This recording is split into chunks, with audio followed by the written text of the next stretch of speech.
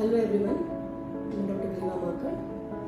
आज हम खास चर्चा करेंगे ऑटिज्म के बारे में। ऑटिज्म एक स्पेक्ट्रम डिसऑर्डर है जिसमें अलग अलग प्रकार के सिम्टम्स माइल्ड, मॉडरेट और सीवियरिटी के जोन की अगर हम बात करें तो माइल्ड, मॉडरेट और सीवियर कक्षा में पाए जाते हैं और काफ़ी अलग अलग सिम्टम्स उसमें पाए जाते हैं। ये एक न्यूरो डेवलपमेंटल डिसऑर्डर है, उसे सोशल कम्युनिकेटिव डिसऑर्डर भी कहा जाता है। तो बहुत सारे ऐसे साइंस हैं जो एक छोटे बच्चे में, यानी कि एक बच्चा जब ज़्यादातर 1.5, 2, 2.5 साल का होता है, उस उम्र के दौरान उसमें कम्युनिकेशन, स्पीच डेवलप होना शुरू हो गया होता है और एस्टेब्लिश भी हो गया होता है। बट ऑटिज्म में बहुत सारे बच्चों में बहुत सारी अर्ली साइंस मिलती है जो अगर पेरेंट्स ध्यान रखते हैं, थोड़ा ऑब्जर्व करते हैं और सिचुएशन को उसी एंगल से देख पाते हैं तो बहुत सारी ऐसी साइंस भी है जो काफ़ी छोटे बच्चों में, यानी कि 1 साल से लेके 15 महीनों के आजू बाजू वाला जो भी बच्चा होता है, उस एज का बच्चा, उसमें भी वो ऑब्जर्व कर पाते हैं। इसमें पेरेंट्स के इन्वॉल्वमेंट का भी बहुत अच्छा रोल प्ले होता है। पेरेंट्स अगर इस बात को समझ पाए कि हाँ, मेरे बच्चे में सर्टेन साइंस ऐसी है जो थोड़ी हम नॉर्मल नहीं कह सकते, क्योंकि ऑटिज्म ऐसा डिसऑर्डर है जिसमें अलग स्पेक्ट्रम में साइंस पाई जाती है। बहुत माइल्ड साइंस भी ऑटिज्म को सिग्नल कर सकती है और वो माइल्ड साइंस ऐसी भी होती है जिसको हम नॉर्मल जोन पे भी देख सकते हैं कि चलो ये नॉर्मल है, और बाय टाइम ये इसमें डेवलपमेंटल जोन में आ जाएगा।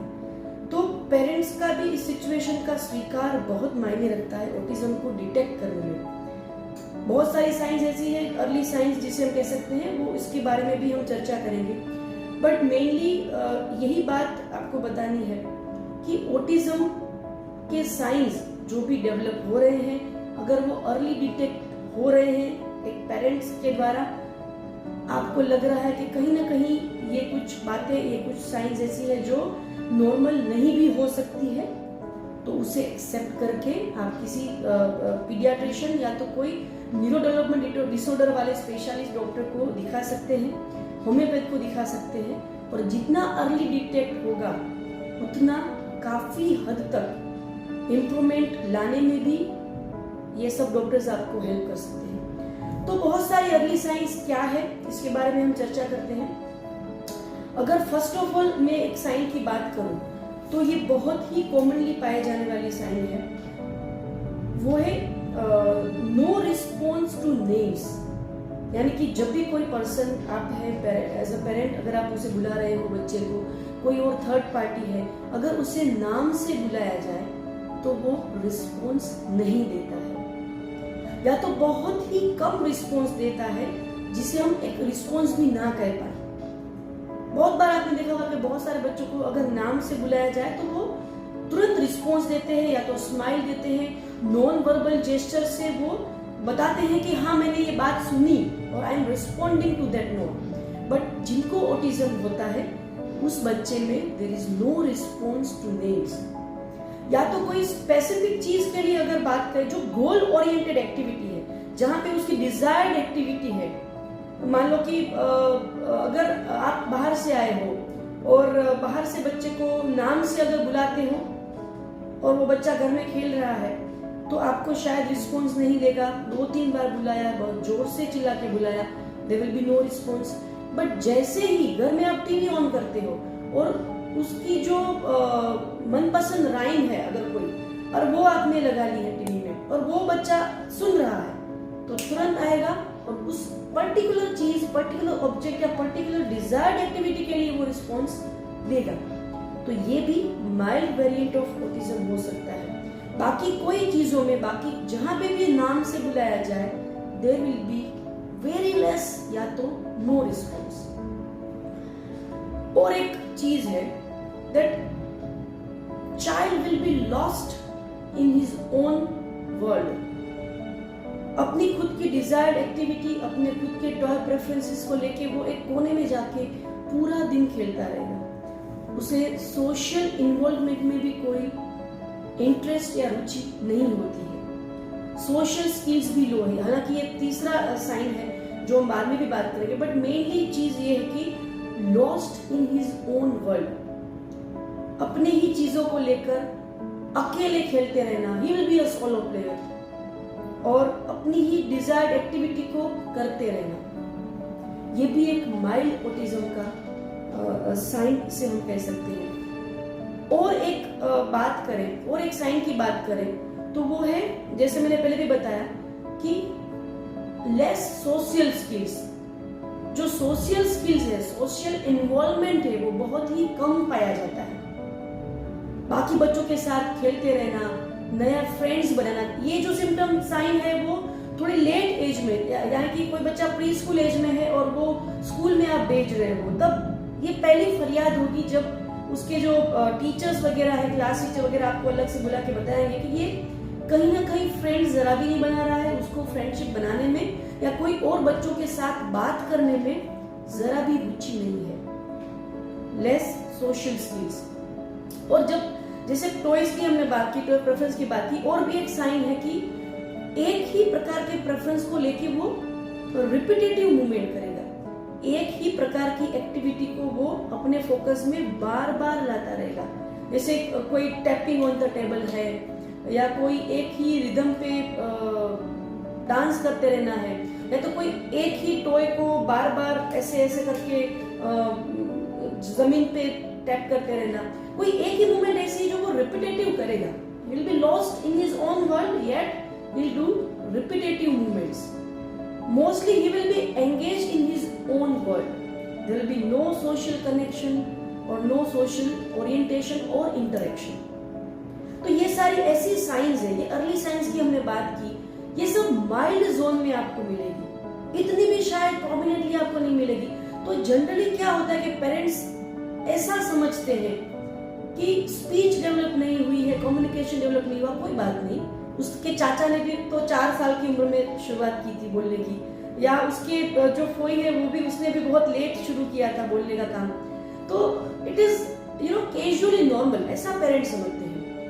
अगर उनके इमोशंस को हम समझें तो वो थोड़ा बहुत सही है, बट जनरली ऑटिज्म की भी ये साइंस है, तो हमें एज अ पेरेंट इसे भी इग्नोर नहीं करना है, क्योंकि ये बहुत इंपॉर्टेंट है। अगर आप बहुत ही अर्ली स्टेज में ऑटिज्म की साइंस को अगर ऑब्जर्व कर लेते हो, आप किसी अपने जो भी फैमिली फिजिशियन या पीडियाट्रिशियन, होम्योपैथ के पास जाके इसको इवेल्युएट करते हो, इसको समझते हो, और बताया जाता है कि अगर डॉक्टर ने भी ऐसा बोला है कि ये हाँ ऑटिज्म है, माइल्ड वेरिएंट ऑफ ऑटिज्म है, तो आप शुरुआत से ही अच्छी ट्रीटमेंट के साथ काफी हद तक उसको ठीक कर सकते हो। इसके अलावा बहुत सारी साइंस है। Autism is a spectrum disorder, ऐसा जैसे मैंने बताया, बच्चे आगे जाके एग्रेसिव हो जाते हैं, ईटिंग डिसऑर्डर्स भी होता है, certain item, certain things, food items को वो च्यू नहीं कर पाते, स्लीपिंग पैटर्न बहुत ही डिस्टर्ब रहती है, डिसओरिएंटेड रहती है, बहुत ही लेट नींद आना या तो नींद ही ना आ पाना, खास करके प्यूबर्टी जोन में जब बच्चे आते हैं, अगर वो बॉय है या गर्ल है, खास करके बॉयज में एग्रेशन काफी पिक पे आ जाता है, किसी भी तरीके से बात को नहीं मानना। सो पेरेंट्स को बहुत सारी तकलीफें आगे जाके हो सकती है ऑटिज्म को टैकल करने में। जितना कम उम्र में ऑटिज्म की साइंस आप ऑब्जर्व करके ट्रीटमेंट सीख करते हो, उतना जल्दी और उतना डेप्थ में आपको रिजल्ट भी मिल सकता है। अब जहाँ पे बात आती है होम्योपैथी की, तो definitely there is no particular claim कि हाँ autism is 100% curable, and at the same time we can not say कि ऑटिज्म में 100% तक इंप्रूवमेंट नहीं ही है, राइट। तो जनरली कैसा है कि बहुत सारे होम्योपैथ्स, हमारे सीनियर होम्योपैथ्स, हमसे भी बहुत सारे ऐसे डॉक्टर्स हैं जो बहुत ज्यादा अनुभवी भी होंगे इस दिशा में ऑब्वियसली। अगर उन सब का भी एक कॉमन निचोड़ अनुभव की हम अगर बात करें, तो ऑटिज्म में जैसे एज फैक्टर की बात की, जितना जल्दी अगर आप डॉक्टर को दिखाते हो उतना आराम ज्यादा मिल सकता है, और काफी हद तक सिम्टोमेटिक कंट्रोल जो है, hyper activity is a main symptom of again autism. बहुत बच्चे हाइपर एक्टिव हो जाते हैं, तो हाइपर एक्टिविटी है, एग्रेशन कंट्रोल है, स्लीप डिस्टर्बेंस का कंट्रोल है, language development, speech development, communication skill development, social skill development, ये सारे अलग अलग सिम्टम्स पास कोई बच्चा अर्ली एज में आता है तो वो हम उसे काफी हद तक ठीक कर पाते हैं। बहुत सारे केसेस में ऐसा भी होता है कि 100% तक रिजल्ट मिलता है। काफी केसेस में ऐसा होता है कि सर्टेन एस्पेक्ट में रिजल्ट बहुत अच्छा मिल रहा है, सर्टेन एस्पेक्ट में अगर रिजल्ट कॉम्प्रोमाइज वे में मिल रहा है। So there is a range, but हाँ श्योर शॉट इतना तो है कि होम्योपैथी काफी हद तक ऑटिज्म में आपको हेल्प कर पाएगी। टिल लैंग्वेज डेवलप नहीं हुई है उससे लेके बच्चा थोड़ा बहुत इंडिपेंडेंटली अपना गुजारा कर पाए और बहुत सारे सिम्टम को काफी हद तक कंट्रोल करके उनको नॉर्मल जोन पे ले आए। ये there is a range of homeopathic help which we can give you. So मेरा खास पेरेंट्स को यही कहना है कि अगर बच्चा 1 साल का है, 15 महीने का है, 1.5 साल का है और 2 साल तक का है, within this 1 to 2 years of age of your child, if you are observing some mild symptoms of autism, जहाँ पे लैंग्वेज, कम्युनिकेशन, सोशल स्किल, जो मैंने आपको पहले से सब सिम्टम्स बताए, अगर आपको ये सारे सिम्टम्स कहीं ना कहीं दिख रहे हैं तो don't delay, just accept this situation. ये भी हो सकता है ना कि उसको सिर्फ स्पीच डिले है, वो आप आगे जाके वो भी उसको ठीक हो रहा है नेचुरली, तो ये चांसेस है बट इट्स रेयर। अगर ये सिम्टम्स आपको दिख रहे हैं तो mild variant of autism, mild spectrum disorder में भी आपका बच्चा फुल हो सकता है।